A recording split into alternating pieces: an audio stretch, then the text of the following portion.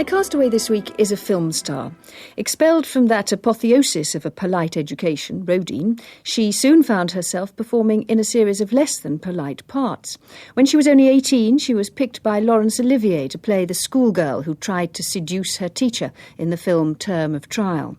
After that, she entertained audiences by disturbing Dirk Bogarde in The Servant and a distinguished Hollywood cast in Ryan's Daughter. Now married to the playwright Robert Bolt for the second time, her career has been full of surprises, not only for the public, but for herself as well.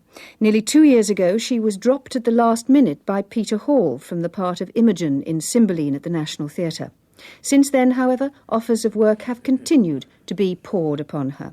She is Sarah Miles.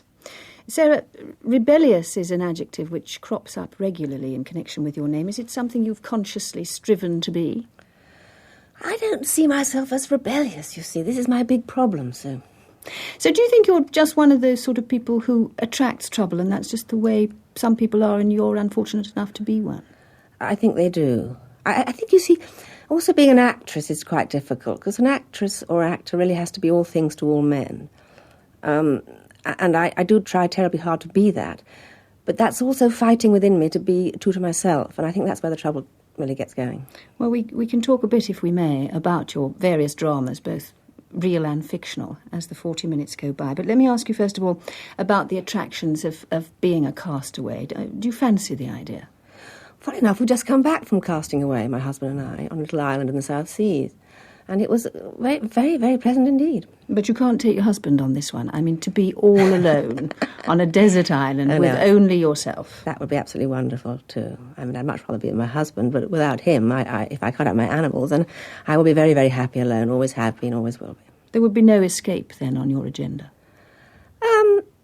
It depends, really, on how tough the island was. I mean, there are islands and there are islands. I'm not quite sure about this desert island. I mean, is the food on it? I mean, I'd like to ask lots of questions about this desert island. But all the answers are in your head, you see. You would have to make it all happen for yourself, or indeed fail to make it all happen. Ah, well, then it would be glorious.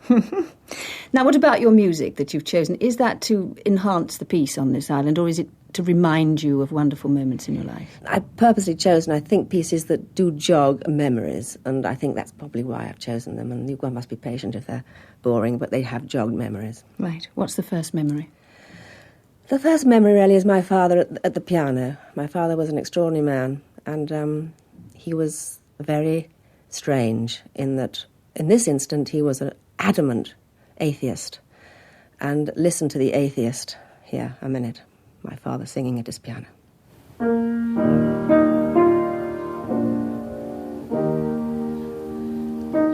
inching along, keep inching along, Master Jesus coming by and by. Keep inching along like a poor worm, Master Jesus coming by and by. Oh, why should I die when I'm in the world? Master Jesus coming by and by. Oh, why should I die when I'm in the world? Master Jesus coming by and by. Sarah Miles' father singing a Negro spiritual. You obviously adored him, Sarah. I think he was an extraordinary man, not just because he was my father. Other people seem to think that he was extraordinary also. He was a very rare creature indeed. He was a wonderful father. He liked us all. He only wanted 4 children to make up a tennis for. My mother had to, that was the deal when they got married. If you give me 4 children, I'll marry you. So she had to give plop, plop, plop, plop. And then he had his tennis for. So he was a very, very brilliant tennis player. He was a rugger blue. He was a fine painter, sculptor, carpenter, but on top of that he had a very heavy job. He was a consulting engineer and designed steelworks all over the world, and there was competition with all the Germans, Russians, Japanese, everything, and he always seemed to get his contracts. He was a hero too, wasn't he? He'd won the Military Cross, I think. Indeed, he was in the cavalry in the First World War. He actually had his horse Kitty shot from under him, and when you think that your father rode to war on horseback, it's mind-boggling, really. Amazing. But was he, therefore, difficult to live up to, or could you do no wrong in his eye? No, he really was truly one for everybody living up to their potential. And I think in this respect, I think he was fairly angry with me in lots of ways because I didn't live up to what he thought I could be. He didn't really understand that I couldn't because I was stupid. And he thought that I wasn't stupid and that I should bloody well get my act together. But wasn't he proud of you when you became a famous actress? No, not at all, no. It didn't mean anything to him at all. Why not? Because he didn't think I was very good, probably. Oh, no, that's not true. He did, actually. I did St Joan for him once at Worthing Rep before I became well-known, and he cried and said, "My goodness, Puscat, you can act." And he had tears in his eyes, but that was the only moment. From then on, nothing was any good for him, only St Joan. But in general, obviously, your childhood was very relaxed, very easy, was it? Until I was 9, I think I was one of the most blessed. It was idyllic. I was allowed to be free. I was allowed to live in the stables, which I did with my pig and my pony and the cocks and the hens and all the things that I loved, and the trees. Until then, everything was just bliss. And then, for some obscure reason, because I was caught, and literally it was being caught by my mother talking to the trees and the animals to such an extent that I think they became worried. So they obviously thought the best thing to do was to send me away to some ghastly school where there were no trees and no animals. And you as well at the time, and this is your phrase, you were a very odd sight as a child, you've said. Well, my mother kept my hair terribly short because it's pubic and she couldn't get the comb through it. So therefore you saw these strange ears that used to flap. They literally, if I shook my head, they were so thin and unshaped that they were transparent and you could see everything through them. So I was rather teased at school because of these rather quaint things hanging about my face. So you eventually had an operation on them, did you? My mother thought that it would be wise. So I suppose the idea, which was to happen some years later, that you were to become a sex symbol must have been very difficult to grasp. Yes, I couldn't get a handle on that one ever. I still can't. And that was just something else altogether, which was beyond my ken.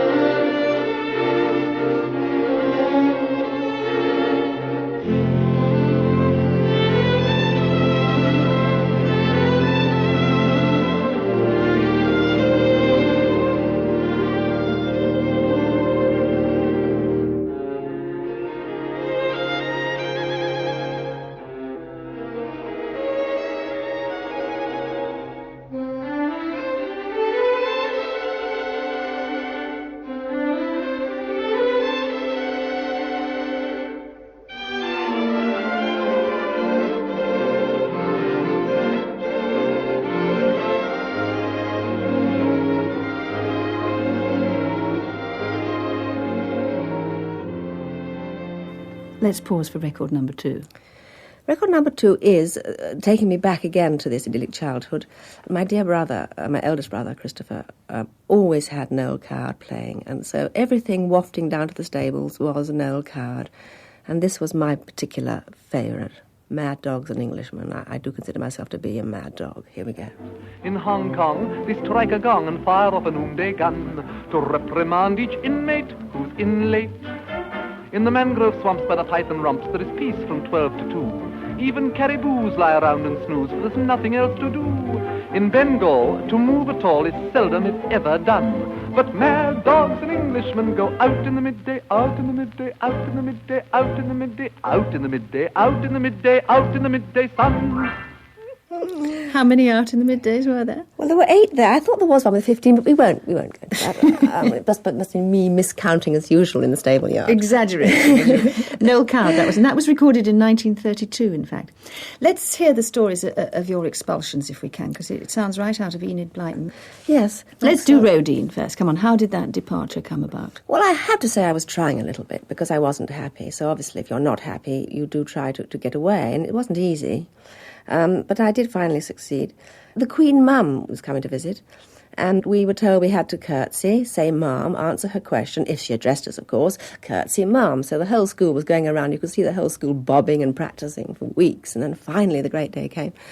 She swooshed up in a very smart black car, and I was in the junior house, and oddly enough, we were placed where the car finally came to a standstill. So out she got, looking, I may say, I think the most beautiful thing I'd ever set my eyes on, except my mother, actually, who was a stunning beauty. That's another annoying thing about my life, having this amazing mother.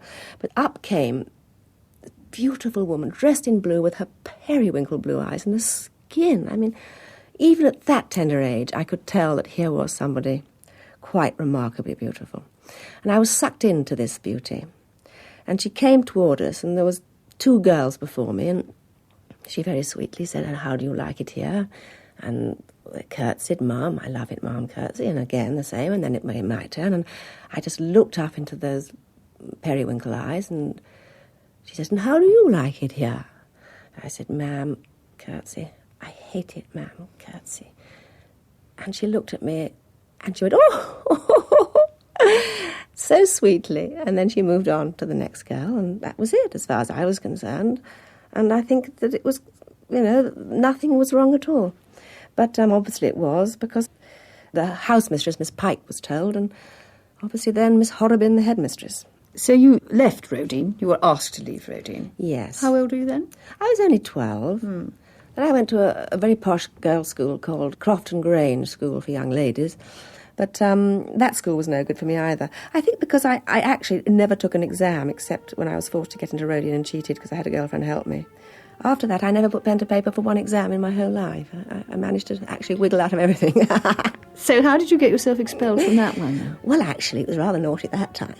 My ears got pinned back, you see, while I was at this school, and suddenly I thought at 14 I was the most beautiful thing in the world.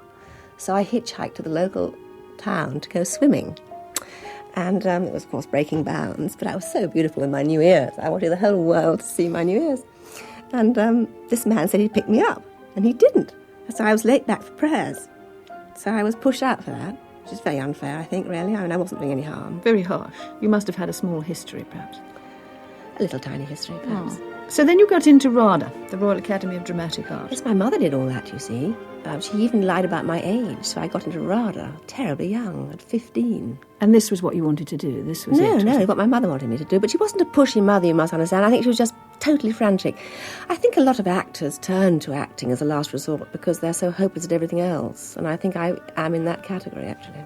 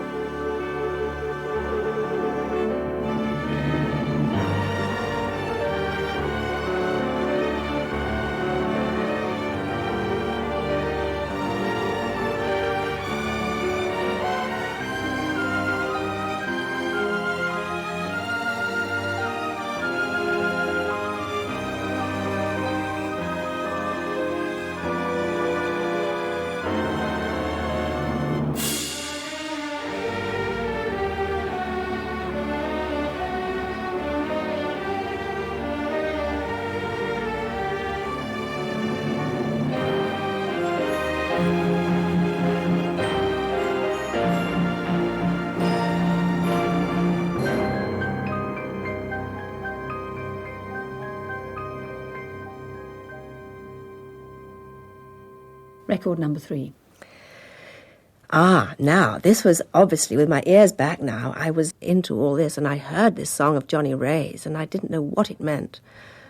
It says, "Sight of her lips sexed me on fire," and I couldn't think what he meant by that, but it got me all wiggly in my tummy. So it's Johnny Ray singing "Such a Night." It was a kiss. What a kiss it was, it really was. Such a kiss. How she could kiss. Ooh, what a kiss it was, it really was. Such a kiss. Just the thought of her lips, it sets me afire. I reminisce, and I feel the desire. I gave my heart to her in sweet surrender.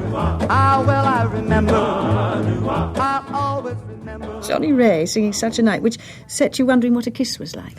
Everything. I mean, it just got me going. See, Elvis was my true hero, but Johnny Ray tucked in there just before. But did the reality live up to the dream when you finally were kissed? Oh, God, yes. Everything turned out super.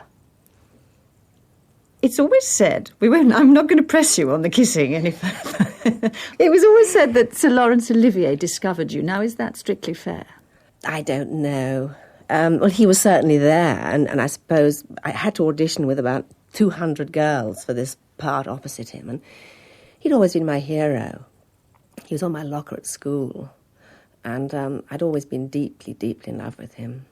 And this was for a part in Term of Trial. You were to try for the schoolgirl who tries to seduce Olivier as the teacher. So when I had to finally, I queued up with all these girls and got quite mad because they were all blondes and I was very dark and I dyed my hair black and I knew I was wasting my time being auditioned. So I got quite stroppy when I finally got in and said, look, I'm late back to Worthing Rep and you obviously don't need me at all. And they said, calm down, and just read. And, of course, I couldn't read very well either. So I went back to Worthing Rep thinking I hadn't got the part at all. And then, hey presto, I was brought back again. And this time he was in the room. And I'd had the script for a bit this time, so I'd done a bit of practice in case I was called back. And then I had to do a love scene with him in the room. And of course, it was easy as pie, because there he was. And I loved him all my life, so that's like falling off a log. But you weren't blonde? No. And then they said to me, you'll have to dye your hair. And I said, but I'm afraid I can't do that because my hair is already dyed black and it's very, very curly and it will drop out. And they said, well, I'm afraid we do need a blonde. And I said, well, I do think that's a cliche. I mean, why does somebody have to be blonde to be sexy? And they said, well, thank you very much. So I went back even more furious to Worthing Rep. And anyhow, 3 weeks later, I was asked if I'd wear a wig. And you did? Yes. And you did the part? Yes, but it did well look like a wig, I must say. Then there was your next film. You got The Ceremony, I think, with Lawrence Harvey after that. Yes, indeed, I did.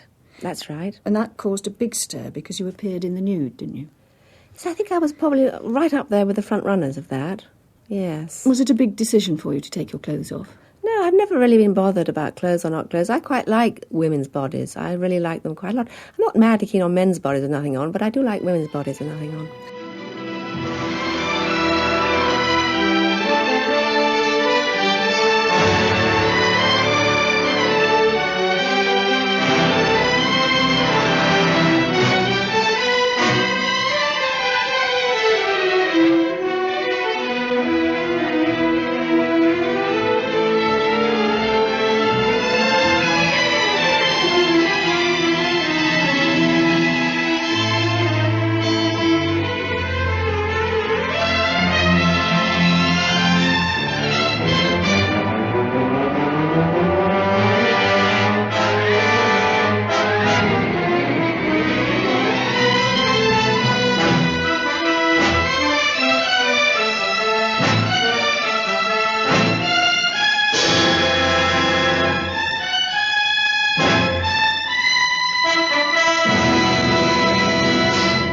So that was all right. And in fact, you were then established, weren't you? You were hailed as most promising newcomer and... Term of Trial did that. I actually had the most ridiculously amazing reviews of that, and I didn't deserve them at all, and of course, I knew I didn't, so I sort of shelled back, really. I went back into my shell, because I didn't really think that I knocked him off the screen, and I don't think that I deserved what I got on that one. And then the rest really followed. The greatest find of the decade. He called you, Olivier called you that. Yes, bless his heart. Shall we leave you on the crest of this success? And just for a minute, and have the next bit of music. What's that? I lost my virginity to this one, and it's always stuck with me before and since. What has? The music? Yes. My virginity, I think, is coming back, actually. But this has always stuck with me. For sale.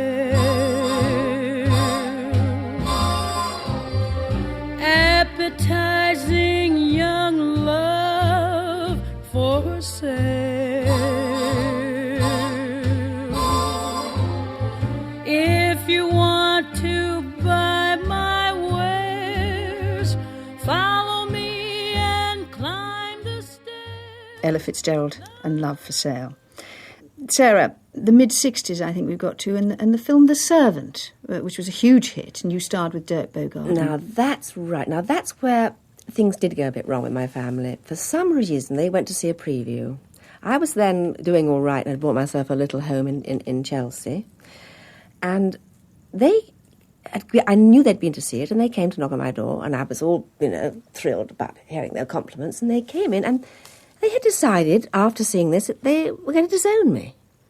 They thought it was deeply shocking. It shocked them. And I think it was a deeply shocking film at the time. Because you were a seductress, a temptress. Seductress, and the whole thing of the homosexuality, which really hadn't been used before. The whole film, I think, not just me in it. And there was a rather naughty scene in that with me, I suppose, and a couple of naughty scenes. But next week, of course, the reviews came out, and they were over the moon.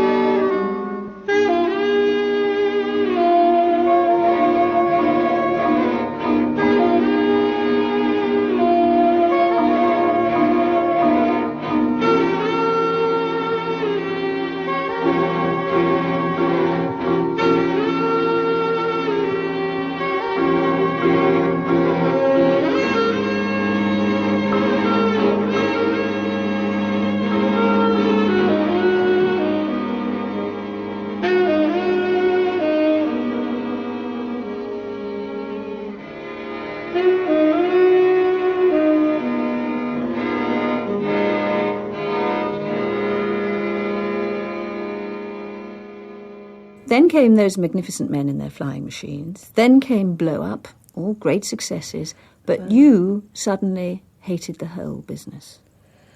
I was interested in life, really. I've always been very fascinated in life. And if you're a success, you don't really get a grip on life. And if you have a success so terribly young as I was fortunate or unfortunate to do, you tend to not really get a grip of who you are. So I needed really to work less and to try to find out a little bit more about life. You became a bit of a recluse. Hmm? I've always been accused of that. I don't quite know what a recluse means, insofar as if you like to be with animals and nature, then I was a recluse, yes. It was round about that time, wasn't it, that you met the man who was going to change your life, with capital letters, Robert Bolt. Now, indeed. Where and how did you meet him? Well, this recluse business was getting on my agent's nerves, and he was really upset because he said, you're not going to have a career if you... A, I wouldn't go abroad because of my animals, and B, I wouldn't go anywhere to meet anybody. So he got really fed up with this. And one day I was asked to go to some soiree of Leslie Carroll's. I didn't know who Leslie Carroll was, and I certainly didn't want to go to a soiree. But he got quite annoyed about this for some reason. And he and his secretary, they came to my home and barged in and put me into my clothes, put me into a taxi, and took me to Montpelier Square where Leslie Carroll lived, and bunged me through the front door. And there was Leslie Carroll, who was very beautiful and charming, and Warren Beatty was there, who I, oddly enough, we forgot to mention it, but I did have a walk-on part when I was at RADA with Rowan Spring and Mrs. Stone, where I met Vivian Leigh and Warren Beatty, so I was very lucky to have that walk-on part. So I did know Warren, but not in the way that one normally knows Warren, I have to quickly add. I wasn't one of those. There was a strange atmosphere in the room, I thought, and I'm always very nervous at these do, so I took myself, they gave me a drink, and I went to sit on a sofa, and everybody was very smart, and I wasn't, because I'd been put into these strange clothes by my agent. And on this sofa was sitting this man who had his shirt sleeves all rolled up, and I really liked that, because, it didn't look quite in place with the rest. So I said to him, why are your shirt sleeves all rolled up? He said, because I'm hot, puffing on his pipe. And I liked that immediately, a good answer to a silly question, really. And that was the beginning for us, really. That was it. What then were the qualities? I mean, apart from the fact that he didn't mind looking different from everybody else around him, what were the qualities, what are the qualities that qualify him as being right for you? Well, he's a wizard, you see. He's as near as I've ever found to a muse. The spirit just pours out of him without any guile or manipulation. It's just a pure flow. There is a purity and an innocence, and I put innocence at the top of all the qualities of human nature. You were married then for, 9 years before you were divorced? Yes, I think something like that. I'm not very good at counting. Yes. And then there was a gap of 10 years, and then you remarried. You met again and you remarried a few years ago. That's right, that's right. Can I ask, is it very different the second time around? Oh, it's so much better. We've both had to go through such huge journeys to grow and to get to where we are now, and he's now much more of everything that I could possibly have thought he ever could be, and he just puts up with me, doesn't he? Did you always sort of know that you'd get back together again?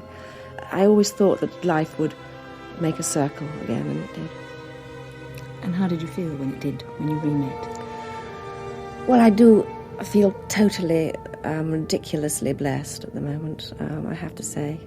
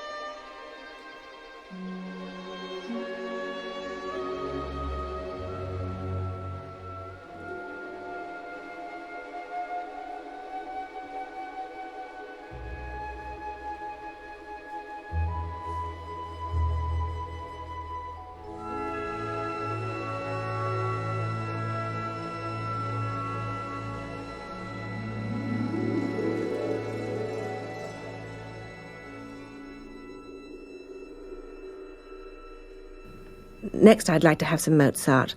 This is a very lovely piece, this. It's always in my car.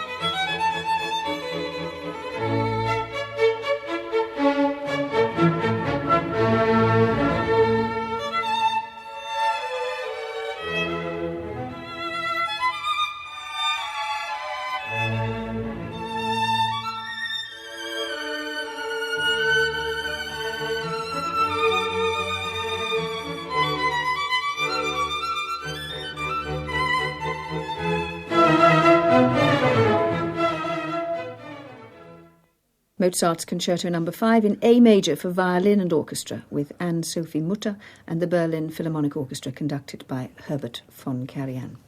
It was your husband, Sarah, Robert Bolt, who wooed you back into films, wasn't it? He wrote Ryan's Daughter. Correct, he did. He did do that. I didn't know that it was being written for me, in fact, and then I met David and David Lean, who that's directed right, it. That's right. Are you proud of that one, in hindsight? I am. Oddly enough, I think it stands up well, and I can tell how much it's loved by the response it always gets when it's on. I think it's like a good wine. It betters with age. Are you happy? No. What more are you wanting now? I don't know that either. That's a lie. It's not. How can I know? I don't even know what more there is.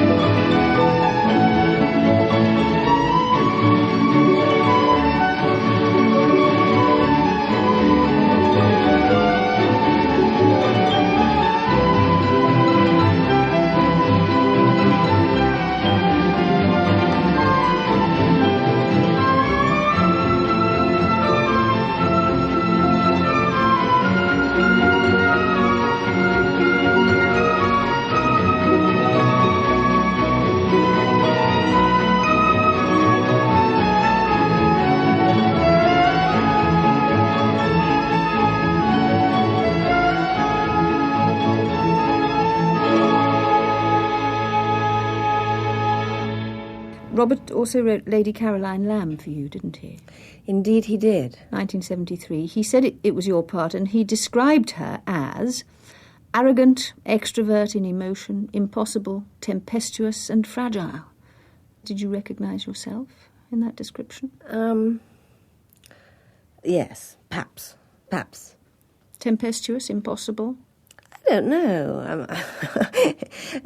Yes, in those days I was a lot worse. I think I've gone through huge, painful kind of looking inwardnesses, and I hope I'm putting a bit of that to right, but I have a long way to go. Pain is a word that crops up quite often alongside rebellious when one reads about you. Well, I mean, I think everybody's life is painful. Everybody's life is joyful. I mean, I don't think mine's been necessarily any more painful than anybody else's, to be honest. It does seem also, reading about you, that you're the sort of woman for whom men fall very easily and become very desperate about very easily. Do you think that's true? I have had a few suicides around me, and I don't quite know why that is, but I haven't had any lately, so I think I've got a handle on what that is. People seem to think I have a certain strength that they think they can cling on to, and what I'm trying to let them know nowadays is that it isn't a strength at all, and then perhaps they won't cling. But your husband apart, I mean, do you think that you attract a certain kind of man? I'm aware that something happens, and I'm not totally sure what it is, so I'm still looking into that one. But perhaps it's men who are slightly weak, a bit vulnerable, perhaps even a bit unstable. No, it hasn't been. It's been the most extraordinarily wonderful, brilliant men. So you haven't enjoyed being the sort of women for whom men fall? No, because all it does is bring disaster upon its heels. No, I don't enjoy that at all.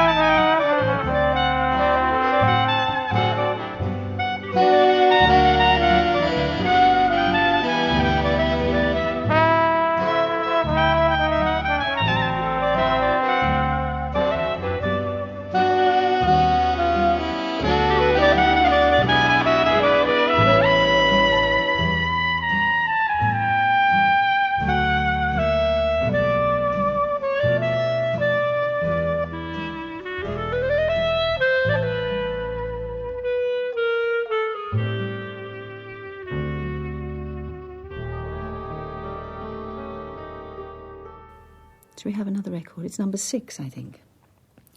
When everything went wrong between me and my husband the first time around, I went to live in America, where I thought I could be anonymous, and I was right, because there, if you go to the Himalayas to be anonymous, you're still Ryan's daughter, but if you go to LA to be anonymous, then Ryan's daughter schmorter, you're just nothing compared to all the other greats that are around you, so you can breathe easy, and I did need desperately to breathe easy, and I chose the right place for that, being a mere tiddler in an ocean of sharks. And I did like the feeling when I got out there of the optimism. I see them as youth compared to us middle-aged in England, and them youth. And with youth, this song, what it's saying, it goes terribly with the feeling of hopefulness. And I do love hopefulness, and it is from a film that I loved called The Harder They Come. Win and lose, you've got to get your share. Got your mind set on a dream. You can get it, no hard it may seem now. You can get it if you really want. You can get it if you really want. You can get it if you really want. But you must try, try and try, try and try. You'll succeed at last. Jimmy Clift singing You Can Get It If You Really Want from the film The Harder They Come. Sarah, it was just about, I think, 2 years ago that Sir Peter Hall asked you to play Imogen in Cymbeline at the National, which he was directing. I think it's the largest part for a woman that Shakespeare wrote, isn't it? Yes, I think it is. So, by its very nature, it was a testing part, and under Sir Peter and the National, very prestigious. You must have been thrilled to be offered it. No, I was very wary, actually. I didn't really want to be offered it at all. I mean, to do it at all, because I had a very big film coming up. But he keeps great phone, Peter Hall. He's very, very good on the phone, and he wooed me on the phone. Also, I wanted to work with Robert Edison again, who was my Cymbeline. He's one of my favourite actors of all time. I worked with him when I was very young, and I've loved him ever since, so I thought that was a good enough reason to go. What did Sir Peter say to woo you on the phone? I made him audition me, and he was deeply complimentary about my verse, my acting and everything, so I knew I was on for a safe ride. And indeed, everything did go very safely, and I was the belle of the ball, until he fired Robert Edison in front of the company. And I couldn't take it. I'm a Capricorn, and I will not take injustices. So when he took him out, when Robert said, "Are you firing me, Peter?" He said, "Yes." He said, "Well, could you..." So he said, "Come on, I'll take you outside." And he took him out. So the whole company was on in the theatre, and I said, "Are we going to let that happen? Did I hear right? Did he fire him?" And nothing seemed to happen. Everyone seemed to sort of wither away into the woodwork. And I said, "But he's the best thing we've got. He's miraculous in this part. What's going on?" So there was silence around me. So I went out alone and told Peter how unjust it was. And that was it, really. From then on, I didn't really have a hell's chance. How much later was it that he sacked you? Not much later. There was still a month to go before we opened. So I don't know what it was all about. And it was an extraordinary thing to have happened. Anyway, the point being that it's over now. But it did take a bit of getting over. But it was a bit of a facer, a bit of an insult, wasn't it? He said, and it was made public, wasn't it? He said you couldn't make the final leap. Well, I mean, if there was a whole month to go, what leap was he talking about? A month's quite a long time to make a leap, and it's all bullshit anyway. No, and you believed you were doing the part very well anyway, Well, I know you? I was. In fact, my husband came to see it the night before I was fired, and he was over the moon, and my husband's a damn tough critic. So what do you think Sir Peter Hall's motive was? I don't know, and I really don't want to go into it, because I've come to the point now where I've done all the searching and the bewilderment and the agony and all that, and I now have to say that I feel deeply, it's a pity. I pity the man. I pity the man if he has a conscience, and I pity him if he hasn't. It hasn't damaged your career, by all accounts, has it? Not at all. In fact, I've never had so many letters from people of great merit who have also suffered. So it did a world of good for me. And also it shocked me into a whole other life, which was wonderful. And we wouldn't have found our home in the country, which we'd been searching for 3 years, if I had still been at the National. So every time I go home to our magic home, I have to say thank you, Peter Hall. Sir Peter has left the National now, of course. Might you, therefore, go there and do a bit of Shakespeare at some point? Would you like to do that? Yes, I would. I would like to set the record straight, obviously, because I know I was doing a good job, and I'm a great professional, actually, and I would like to do a good job again. But if it's God's will, it'll happen, and I have to say I do follow God's will. The next record. Now, I was in Nepal, in the jungle, and I met an elephant called Shamsha. He was a bull elephant, and I fell very seriously in love with Shamsha. I was allowed to feed him, to wash him, ride him even without the mahout, which was quite an honour, because it seemed, and it just wasn't me fantasising, Shamsha did love me, or he liked to have me around. So I got closer and closer to Shamsha, which was obviously a very silly thing to do, because when it came time to leave, it was very hard for me. And he took me to the river where I had to take a boat across, and he got down on his knees to let me off. And I was, in fact, weeping, and I got onto the little boat to go across, and suddenly the noise shattered me. It was like this great, huge cry of hopeful adios but pain, and it'll remain with me for many a lifetime.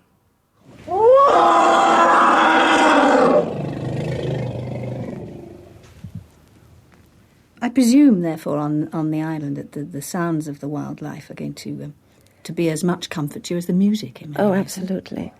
Absolutely. More so, to be absolutely honest. I do love the sound of nature. You live in the countryside these days. You said you bought a house in Hampshire with Robert, whom you've nursed through a huge stroke, haven't you?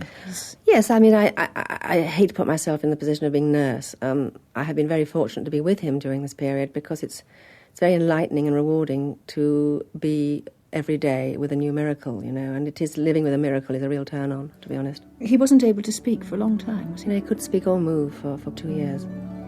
But today he's much improved. Today he's quite extraordinary. His writing is, I believe, better than ever. His speech is he gets very shy when he's with people. With me, his speech is pretty well back to normal, but he gets tired or a bit shy. Because he used to be such an extraordinarily eloquent man when he was young, before his stroke, I mean.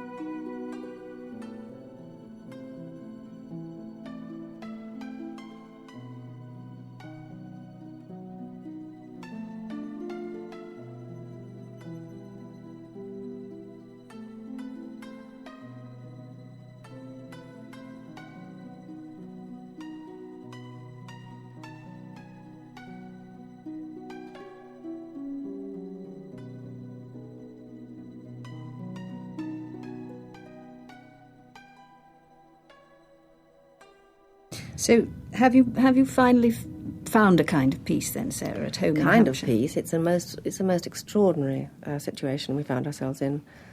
I've done a full circle because my childhood, I was born in a very old home with lattice windows and animals, and I found myself back with lattice windows and all my animals. So it is quite incredible. I don't want to get sentimental over this. So let's just say I'm a damn lucky woman. Would you mind if you never went out to work again, if you never acted again? No, acting's been very good to me. I can always improve and get better, and I always like to, in everything, to get better. So hopefully I will go on forever and always get better. But it isn't the only thing in my life. My main thing in life is to be a better creature, really, myself, really. That's more important than anything else. And like Wine and Ryan's daughter, you're improving with age.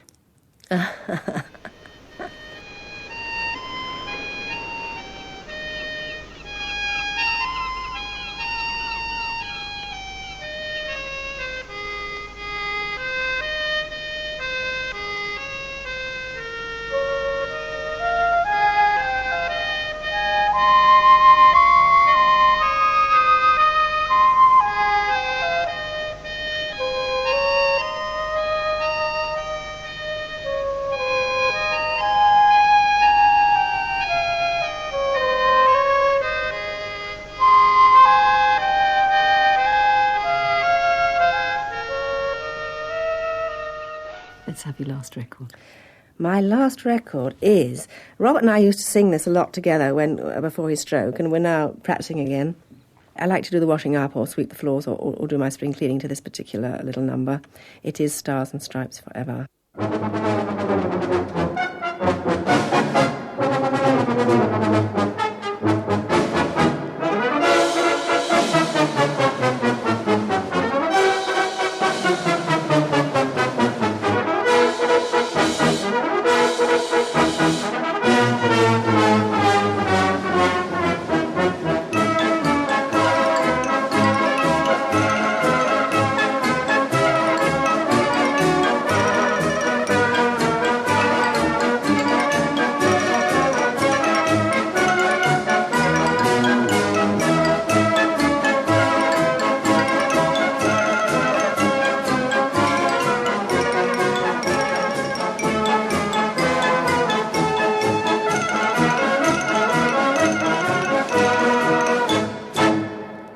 Winter's March, Stars and Stripes Forever, played by the CWS Manchester Band, conducted by Alex Mortimer. Now, Sarah, which of the 8 records do you want more than any of the others? I'll take Daddy singing. Bloody hell, to hell with it. I'm sentimental only, dear. Yes, I will. Your father singing the Negro Spiritual? Yeah. Then you've got to choose a book. Have you thought about this one? You've got the Bible and you've got the complete works of Shakespeare. Yes, well, that'll take me a lifetime. I think I will take the I Ching, because the I Ching is unfashionable and because it's slightly flowery, but if you look beneath the floweriness, there is a truth there that is quite unique, and I would not want to be without the I Ching. And your luxury? I can't make up my mind between my word processor that's taken me 3.5 years to learn or my hot water bottle. Because I do always have a hot water bottle wherever I go. I take it with me. It's my comforter. To lose my comforter, or maybe my word processor will become my comforter. So I'll take my word processor. Right. It won't be long before you go away, and when the time comes, I'll be praying. You are the one who has to go away.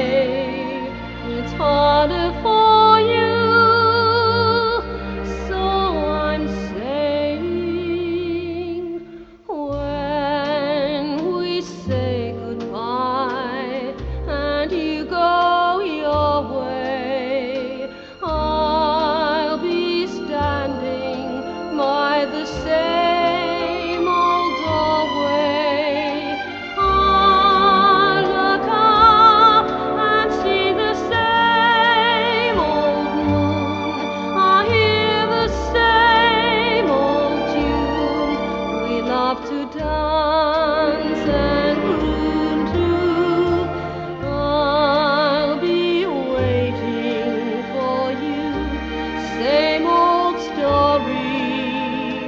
Mine will be the hope, and yours the glory. When you're far away and feeling blue, just remember it's the same old me, the same old you.